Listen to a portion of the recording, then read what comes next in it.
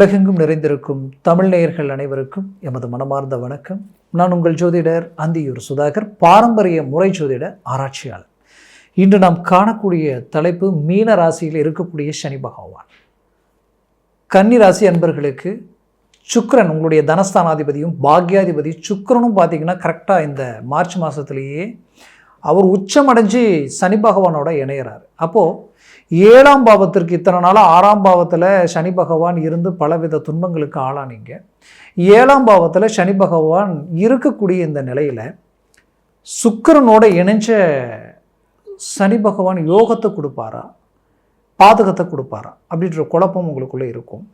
அதே நேரத்தில் கண்டகச்சனி எங்கே உங்களை பாதிப்புகளுக்கு ஆளாக்கிடுமோன்ற ஒரு பயம் உங்களுக்குள்ளே இருக்கும். அப்போது நீங்கள் நினைக்கக்கூடிய ஒரு விஷயம் என்னென்னா, சனி பகவான் அங்கே எப்படி இருக்கார், ப்ளஸ் சுக்கிரன் எப்பேற்பட்டவர் உங்களுக்குன்றது தான் அவசியம். ஏன்னா நிறைய சிரமங்களை கடந்து வந்தாச்சு. கன்னிராசி அன்பர்கள் பொறுத்தவரையிலையும் நம்பி சில விஷயங்களில் ஏமாந்துட்டீங்க, எதிர்பார்த்த சில விஷயங்கள் கை கொடுக்கலை, கஷ்டப்பட்டு எஃபோர்ட் போட்டு ரிஸ்க் எடுத்து 99% பெரிய லெவலில் உருவாக்குனீங்க. கடைசி 1% எல்லாமே ட்ராப் ஆகி இன்றைக்கி ஒரு விஷயம் ஓகே ஆனாலும் பல விஷயங்களில் சக்ஸஸ்ஃபுல்லாக உருவாக்கிடுவீங்க. அந்த லெவலுக்கு எல்லா பிரச்சனைகளும் இப்போ உங்களை கழுத்து நெரிக்கக்கூடிய அளவுக்கு எல்லாமே சில பாதிப்புகளுக்கு ஆளானவங்க கன்னிராசி அன்பர்கள் தான் பலர். அப்பேற்பட்ட நிலையில் இருக்கக்கூடிய கன்னிராசி அன்பர்களுக்கு இப்போது இந்த சூழல் எப்பேற்பட்ட பலனை தரப்போகுது அப்படின்றது இந்த காணொலியில் தெளிவாக விவரமாக நம்ம பார்க்கலாம். நம்ம சேனலை சப்ஸ்கிரைப் பண்ணாதவங்க பண்ணிக்கங்க, பெல் பட்டனை கிளிக் பண்ணி ஆல் ஆப்ஷனை கொடுத்துக்குங்க. அப்போ தான் அடுத்தடுத்த காணொலிகள் உங்களை உடனடியாக வந்தடையும். அப்போது கன்னிராசி அன்பர்களை பொறுத்தவரையிலையும் ஒரு புறத்தில் குரு பகவான், ஏன்னா வக்கர நிலையில் குரு பகவான் 10ல் குரு இருந்தால் பதவி பறிபோகும்னு சொல்லுவாங்க. நிறைய பேருக்கு வேலை வாய்ப்புகள் இழந்ததும் கன்னிராசி அன்பர்கள் தான். நிறைய பேர் வாழ்க்கையில் இருந்த இடத்துல, அதாவது நீங்கள் ஒரு தந்தை ஸ்தானத்தில் இருந்தால், ஒரு கணவன் ஸ்தானத்தில் இருந்தால், ஒரு மனைவி ஸ்தானத்தில் இருந்தால், ஒரு பிள்ளை ஸ்தானத்தில் இருந்தால் அந்த இடத்தை பூர்த்தி பண்ண முடியாத நிலைமை கடந்த காலகட்டங்களில் உருவாகியிருந்திருக்கும். ஏன்னா உங்களுடைய பிள்ளை உங்களுடைய பேச்சை மீறி சில முடிவுகள் எடுக்கக்கூடிய ஒரு நிலை, அந்த நிலையை சரி பண்ண முடியாமலையும் நாம் சொல்லக்கூடிய வார்த்தைகளை ஏற்றுக்க முடியாத நிலையும், அதனால் குடும்பம் பிரியக்கூடிய ஒரு சூழல்களும், மீண்டும் அதை அவங்களை ஏதோ ஒரு விதத்தில் நல்ல நிலைக்கு கொண்டு வரக்கூடிய ஒரு சூழலை உருவாக்க போராட்ட சூழலில் இருக்கக்கூடிய ஒரு அவல நிலை கடந்த காலகட்டங்களில் கன்னிராசி அன்பர்களுக்கு தான் இருந்தது. ஏன்னா இந்த நிலை எதிரிக்கு கூட வந்துடக்கூடாதுன்ற அளவுக்கு, குறிப்பாக கணவன் மனைவி எப்படின்னா ஒரே வீட்டில் இருந்து பேச்சுவார்த்தை இல்லாத அளவுக்கெல்லாம் பாதிப்புகள் கொடுத்துருந்துருக்கும். 3rd person, 3வது நபர்களால் உங்களுக்கு மன அழுத்தங்களும் குழப்பங்களும், ஏன் இப்படி இருக்குது, எதனால் இப்படி இருக்குது அப்படின்ற அளவுக்கு இனம் புரியாத வழி வேதனைகள் ஒன்றுமே இருக்காது. ஆனால் அந்த இடத்துல பிரச்சனைகள் வரும். நீங்கள் வேலைக்கு போயிட்டு வீட்டுக்கு வரும் பொழுது பார்த்தா அங்கேருந்து ஒரு மைண்ட் செட்டில் வருவீங்க, இங்கே வந்ததுக்கப்புறம் பார்த்தா அதுவே பிரச்சனையாகி ஒன்றுமே பேசாமல் நீங்கள் ஒன்று எதிர்பார்ப்பீங்க, அவங்க ஒன்று பேசுவாங்க, கடைசியில் அதுவே பலவித பாதிப்புகள் உண்டாக்கிறோம். டைவர்ஸ் வரைக்கும் போனவங்க இருப்பீங்க. இன்றைக்கும் மீண்டும் ஒன்றிணையக்கூடிய வாய்ப்புகள் கிடைக்குமா, நம்ம வாழ்க்கை அமையுமா, நம்ம அடுத்த கட்டத்தை நோக்கி அடி எடுத்து வைக்க முடியுமா அப்படின்ற அளவுக்கெல்லாம் கன்னிராசி என்பவர்கள் தான் நிறைய பாதிப்புகளுக்கு ஆளாக இருக்கீங்க. என்னை பொறுத்தவரையிலும் பர்ஃபெக்ட்னா அது கன்னிராசி தான். ஒன்றுமே இல்லாத ஒரு லைஃப், இந்த வாழ்க்கை அடைஞ்சால் உங்களால் வாழவே முடியாதுன்ற அளவுக்கு உங்களுக்கு ஒரு வாழ்க்கை துணை கிடைச்சாலும் அந்த வாழ்க்கை துணையை அழகாக பர்ஃபெக்டாக பெரிய லெவலுக்கு ஃபோக்கஸுக்கு கொண்டு வந்து 10 பேர் பார்த்து பாராட்டக்கூடிய அளவுக்கு மேனேஜ்மெண்ட் பண்ணுவீங்க. அந்த திறமையும் டேலண்ட்டும் அந்த ஆற்றலும் இந்த கன்னிராசி அன்பர்களுக்கு தான் உண்டு.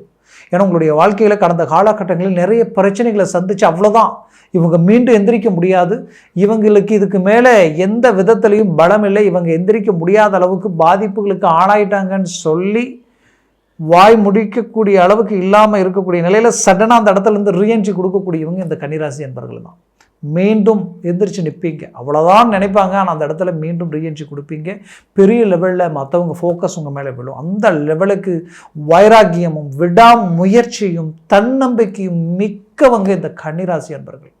அப்பேற்பட்டவங்களுடைய வாழ்க்கையில் கொஞ்சம் காலகட்டங்களில் பலவித பாதிப்புகளும் பலவித இழப்புகளும், நம்ம ஏன் யாருக்கு என்ன செஞ்சோன்ற அளவுக்கு படுத்த தூக்கம் இல்லாத அளவுக்கு யோசனைகள் அதிகரித்து இன்றைக்கி உங்கள் சுய முயற்சியில் மீண்டும் ரீஎன்ட்ரி கொடுக்கணுன்ற முயற்சிகளோடு இருக்கிறீங்க. அப்பேற்பட்ட உங்களுக்கு சுக்கிரன் தனஸ்தானாதிபதி பாக்யாதிபதி 7ஆம் வீட்டில் குரு பகவானோட வீட்டில் மீன ராசியில் சனி பகவான் சுக்கிரனோட இணைஞ்சு நிற்கக்கூடிய இந்த தருணத்தில் திடீர் அதிர்ஷ்டம் திடீர் யோகமான நிலை உருவாகும். எப்படின்னா, வேலை செய்யக்கூடிய இடத்துல இருக்கக்கூடிய அருமையான ப்ரமோஷன் உங்களுக்கு கிடைக்கக்கூடிய வாய்ப்புகள் இருந்தும் நீண்ட நாளாக அது தடையாக இருந்திருக்கும். அந்த இடத்துல அந்த வாய்ப்பு கிடைக்கிறதுக்கு உண்டான வாய்ப்பு உருவாகும்.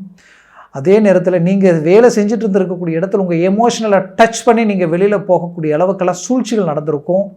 அந்த இடத்துல மீண்டும் நீங்கள் நிலைச்சு நிற்கக்கூடிய வாய்ப்புகள் இது உருவாக்கும். உங்களுக்கு இத்தனை நாட்களாக யார் இடைஞ்சலாக இருந்தாங்களோ, குடைச்சலாக இருந்தாங்களோ, உங்களை தேவையில்லாமல் போட்டு கொடுத்து உங்களுடைய நம்பிக்கை நாணயங்களுடைய பேர் புகழ் எல்லாத்தையும் கெடுக்கணும்னு நினச்சாங்களோ, அவங்களுக்கு இதில் மீண்டும் வாழ்ந்து காட்டக்கூடிய ஒரு அருமையான காலகட்டமாக இது மாறும்.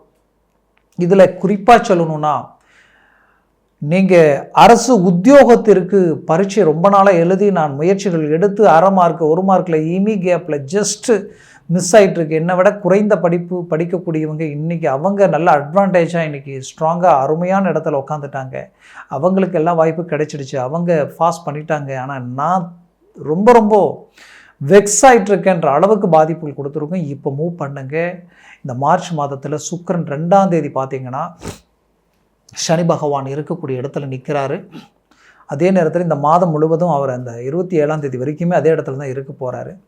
இதில் உங்களுக்கு 10ல் இருக்கக்கூடிய குரு பகவான் இந்த வருடத்தில் பெயர்ச்சி ஜூனில் பயிற்சியாகி அவரும் உங்களுக்கு பெரிய லெவலில் லாபஸ்தானத்தில் உச்சம் பெற்று நிற்கக்கூடிய ஒரு பலமான நிலை இந்த வருடத்தில் உருவாக போகுது. 12ஆம் பாவத்தில் கேது நிற்கிறார். அவரும் லாபஸ்தானத்துக்கு இந்த வருட இறுதி கட்டத்தில் அவர் போக போகிறார். இந்த 2026ல் உங்களுக்கு பெரிய லெவலில் இந்த வருடம் முழுவதுமே பார்த்திங்கன்னா ராகு 6ஆம் பாவத்தில் ஸ்ட்ராங்காக உங்களுக்கு நிற்க போகிறார். இது எல்லாமே உங்களுக்கு ஒரு பாசிட்டிவான மைண்ட் செட்டை கொடுத்துரும். தெளிவாக சிந்திக்க ஆரம்பிச்சிடுவீங்க, போல்டாக இறங்கி செயல்படுவீங்க. இத்தனை நாட்கள் இல்லாத ஒரு தைரியம் துணிச்சல் வீரியம் உங்களுக்கு கிடைக்கும். சில நட்புகள் உங்களை தேடி வரும். உங்களுடைய வேகத்தை கண்டு பல பேர் உங்களுக்கு கூட சேரக்கூடிய ஒரு வாய்ப்புகள் உங்களுக்கு கிடைக்கும். அதே போல் பிரிந்தவர்கள், உங்களுக்கு பிடிச்சவங்க உங்களை விட்டு பிரிஞ்சு போயிருப்பாங்க, அவங்க மீண்டும் உங்களோட சேரக்கூடிய வாய்ப்புகள் உருவாக போகுது. குறிப்பாக குடும்பத்தில் சுபகாரியங்கள் பெரிய லெவலுக்கு கை கொடுக்க போகுது. ரொம்ப நாளாக தடைப்பட்டு நிற்கிது சுபகாரியங்கள், நாங்களும் முயற்சி பண்ணுறோம், தடை ஆகிட்டே இருக்குன்னு நினச்சவங்களுக்கு கண்டிப்பாக அது இப்போ கைக்கூடி வரும். வேலை மட்டுமல்ல, தொழில் ரீதியில் நிறைய பாதிப்புகளும் மன உளைச்சலையும் சந்திச்சிருப்பீங்க. அந்த தொழில் ரீதியில் இருக்கக்கூடிய பாதிப்புகளும் மன உளைச்சல்களையும், அதாவது உங்கள் முயற்சியால் மட்டுமல்லாமல் அதிர்ஷ்டங்கள் உங்களுக்கு வேலை செய்கிறதுனால சடனாக அதில் பெரிய லெவலில் திருப்பங்கள் உருவாகும். ஒரு நல்ல ஒரு அதிர்ஷ்டத்திற்குரிய ஒரு காலகட்டமாக இது மாறப்போகுது. உங்களுடைய ஸ்பீடை பார்த்து மற்றவங்க வியப்படைகிற அளவுக்கு, ஆச்சரியப்படக்கூடிய அளவுக்கு இருக்க போகுது. முயற்சிகளை பலப்படுத்துங்க. பெரிய லெவலில் 2026ஆம் வருடத்தில் சக்ஸஸ்ஃபுல் அடையக்கூடிய ஒரு அருமையான காலகட்டமாக உங்களுக்கு மாறப்போகுது. அதற்கு இந்த சுக்கிரன் பெரும் ஊன்றுகோலாக இருக்க போகிறார். ஏன்னா கன்னிராசி அன்பர்களுக்கு 2ஆம் தனஸ்தானாதிபதி பாக்யாதிபதி. அப்போது தனம் செல்வம் செல்வாக்கு உயரப்போகுது. அதே நேரத்தில் குடும்ப ரீதியில் இருக்கக்கூடிய பிரச்சனைகள் தீரப்போகுது. பிள்ளைகள் உங்களுடைய பேச்சை மீறி போனாலும் அவர்கள் மீண்டும் உங்களோட இணையக்கூடிய ஒரு காலகட்டமாக இது மாறப்போகுது. அவர்களது வாழ்க்கை, திருமண வாழ்க்கை ரொம்ப நாளாக தடையாயிட்டு இருக்க நினச்சிங்கன்னா அது இப்போ கைக்கூடி வரக்கூடிய ஒரு காலகட்டமாக அது மாறப்போகுது. குறிப்பாக அவங்களுடைய வேலை வாய்ப்புகள், அவங்களுக்கு வேலை சார்ந்த விஷயங்களில் முயற்சி எடுத்துக்கிட்டு இருக்கக்கூடியவங்களுக்கு வேலை சடனாக கிளிக் ஆகும். அவங்களுக்கு வேலை போயிடுச்சே, அவங்க வெளிநாட்டில் இருக்கிறாங்க, இங்கே இருக்கிறாங்க, பட் அவங்களுக்கு வேலை போயிடுச்சுன்னு நினச்சவங்களுக்கு மீண்டும் அருமையான வேலை உங்களுக்கு அமையும். தொழில் ரீதியில் இருக்கக்கூடிய முயற்சிகள்லாம் தடையாயிட்டு இருக்கேன்னு நினச்சிங்கன்னா அது எல்லாமே இப்போ அழகாக உங்களுக்கு சக்ஸஸ்ஃபுல்லாக உங்களுக்கு கிடைக்கும். ஒரு நல்ல ஒரு வளர்ச்சிக்குரிய ஒரு காலமாக இது மாறப்போகுது. அதுலேயும் உங்களுடைய ஆரோக்கிய ரீதியில் இருக்கக்கூடிய பிரச்சனைகள் தீரப்போகுது. அந்த ஆரோக்கிய ரீதியில் இருக்கக்கூடிய சிக்கல்கள் அழகாக உங்களுக்கு ரிலீஃப் ஆகக்கூடிய அருமையான வழிகள் உங்களுக்கு பிறக்க போகுது. அருமையான வாய்ப்புகள் உங்களுக்கு கிடைக்க போகுது. இந்த காலகட்டங்களை சரியாக பயன்படுத்தினால் பெரிய லெவலில் சக்ஸஸ்ஃபுல் அடைவீங்க. அதுலேயும் கன்னிராசி அன்பர்களுக்கு இருக்கிறதுலையே ஹை லெவல் என்னென்னா வெளிநாடு முயற்சிகள் கை கொடுக்க போகுது. வெளிநாட்டில் நீங்கள் போய் செட்டில்ட் ஆகிறதுக்கு உண்டான ஒரு வாய்ப்பு, அங்கே இருந்து வேலை இழக்கிற வாய்ப்போ இல்லை தொழில் ரீதியில் பாதிப்புகளோ குடும்ப ரீதியில் சிக்கல்களோ சந்தித்தவங்க இப்போது குறிப்பாக வெளிநாட்டில் இருக்கக்கூடியவங்களுக்கு தான் ஒரு நல்ல சக்ஸஸ்ஃபுல் கிடைக்கிறதுக்கு உண்டான ஒரு அருமையான காலகட்டமாக இது மாறப்போகுது. உண்மையிலேயே சொல்கிறேன், இந்த காலகட்டங்கள் உங்களுக்குரிய தருணமாக இருக்கும். இத்தனை நாளாக அப்படியே ஏதோ ஒரு மன அழுத்தமும் மன உளைச்சலும், நம்ம ஏன் இப்படி இருக்கோன்ற ஒரு கேள்வி உங்களுக்குள்ளே இருந்துக்கிட்டு இருக்கும். நமக்கு ஏன் எல்லாம் டவுன் ஆகுது, சம்பாதிக்கிறோம் மிச்சம் வைக்க முடியல, மிச்சம் வைக்கலாம்னு பரவாயில்லைங்க, கடன் சுமைகள் அதிகரிச்சுக்கிட்டே இருக்குது. இதிலிருந்து மீண்டு வெளியில் வந்தால் போதுமே நினச்சவங்களுக்கு கண்டிப்பாக இப்போ அது எல்லாமே உங்களுக்கு வந்து சாதக நிலையாக போகுது. கடன் சுமைகள் நீங்க போகுது, சம்பாதிக்க போகிறீங்க, வளர்ச்சி அடைய போகிறீங்க. இந்த வருடத்தில் இத்தனை கட்டமாக நீங்கள் எதிர்பார்த்து சில விஷயங்கள் செய்ய போகிறீங்க, சக்ஸஸ்ஃபுல்லாக உண்டாக்க போகிறீங்க. மொத்தத்தில் கணவன் மனைவி பிரிஞ்சவங்க ஒன்றிணையக்கூடிய ஒரு காலகட்டம், திருமணம் கைக்கூடி வரும். மொத்தத்தில் புத்திரபாக்கியம் ரொம்ப நாளாக தடையாக இருக்குன்னு நினச்சிங்கன்னா அது இப்போ உங்களுக்கு கைக்கூடி வரும். ஏன்னா சுக்கிரன் பெரிய லெவலில் உங்களுக்கு வேலை செய்ய போகிறார். அப்போ என்னை பொறுத்தவரையிலையும் முயற்சிகளை பலப்படுத்தினால் 100% சக்ஸஸ்ஃபுல்லுக்கு உண்டான ஒரு அருமையான காலகட்டமாக இது மாறும். அதனால் நான் சொன்ன பலன்கள் பார்த்தீங்கன்னா இது கோச்சார ரீதியில் தான் சொல்லியிருக்கிறேன். ஜனன ஜாதகத்தில் திசா புத்தியில் ரொம்ப அவசியம். அதனுடன் சர்வாஷ்ட வர்க்க பரல்கள், இந்த சுக்கிரனும் சனியும் குருவும் எத்தனை பரல்களோடு இருக்கிறார்கள் பொறுத்து பலன்கள் மாறுபடும். ஒருவேளை உங்கள் 4க்கு மேலே 3க்கு மேலே 4, 5, 6, 7, 8 இருந்துட்டா ஜாக்பாட் அடித்த மாதிரி திடீர் அதிர்ஷ்டம், திடீர் யோகம் பெரிய லெவலில் உண்டாக்கிடும். அதுவே 4க்கு கீழே 3, 2, 1 0 ஆயிடுச்சுன்னா நெகட்டிவாக வேலை செய்யும். அதனால் ஜனன ஜாதகத்தை பார்த்து எந்த ஒரு முடிவு எடுக்கிறது ரொம்ப நல்லது. அது உங்களுக்கு பெரிய லெவலில் சக்ஸஸ்ஃபுல் கொடுக்கும். அப்படி பார்க்கணும்னு நினச்சிங்கன்னா கீழே இருக்கக்கூடிய காண்டாக்ட் நம்பருக்கு கால் பண்ணி முன்பதிவு செய்து வாட்ஸ்அப் மூலமாக உங்கள் ஜாதகத்தை அனுப்பி தெளிவாக விவரமாக கேட்டு தெரிஞ்சுக்கிங்க. அதை சார்ந்த முயற்சிகள் முடிவுகள் எடுங்க. அது மென்மேலும் வளர்ச்சி பாதைக்கு வழிவகுக்கும். மேலும் உங்களது வாழ்க்கை வளமாக அமைந்திடும். அது மனமார்ந்த வாழ்த்துக்கள். நன்றி, வணக்கம். மீண்டும் சந்திக்கலாம்.